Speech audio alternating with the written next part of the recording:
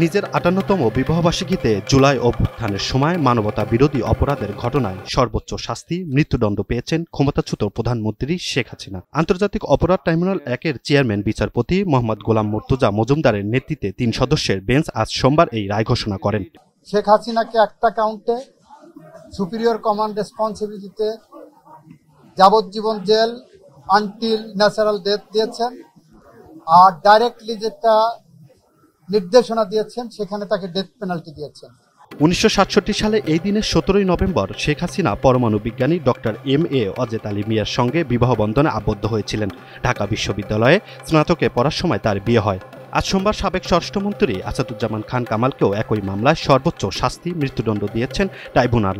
আদালত আরও বলেন, সাবেক পুলিশ মহাপরিদর্শক আইজিপি চৌধুরী আব্দুল্লাহ আল মামুনও দোষী সাব্যস্ত হওয়ায় সর্বোচ্চ শাস্তি পাওয়ার যোগ্য, কিন্তু রাজসাক্ষী হওয়ায় তাকে 5 বছরের কারাদণ্ড দেওয়া হলো। ডাবল ধামাকা অফার, ওয়ালটন ল্যাপটপ পাওয়া যাচ্ছে নতুন ছাড়কৃত মূল্যে।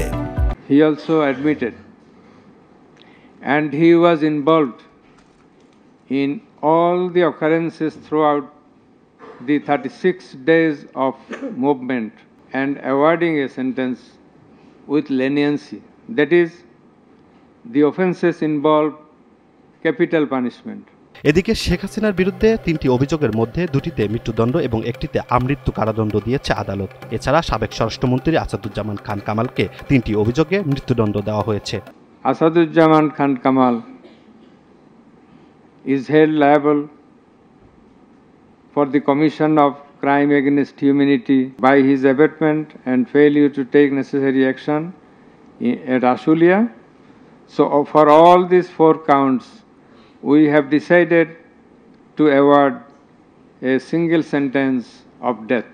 এদিন বেলা 11টার দিকে ট্রাইব্যুনালের বিচারকরা আসনে বসেন। নীরব পরিবেশে আদালতে একমাত্র গ্রেপ্তার হওয়ায় আসামি চৌধুরী আব্দুল্লাহ আল মামুনকে কাঠগড়ায় হাজির করা হয়। এ সময় দেশি বিদেশি গণমাধ্যম কর্মী ও আইনশৃঙ্খলা বাহিনীর সদস্যরা উপস্থিত ছিলেন। ২০২৪ সালে ছাত্র জনতার গণবিক্ষোভে প্রায় ১,৪০০ মানুষের প্রাণহানি এবং প্রায় ২৫,০০০ মানুষকে মারাত্মক আহত করার অভিযোগে তাদের বিরুদ্ধে এই মামলা হয়।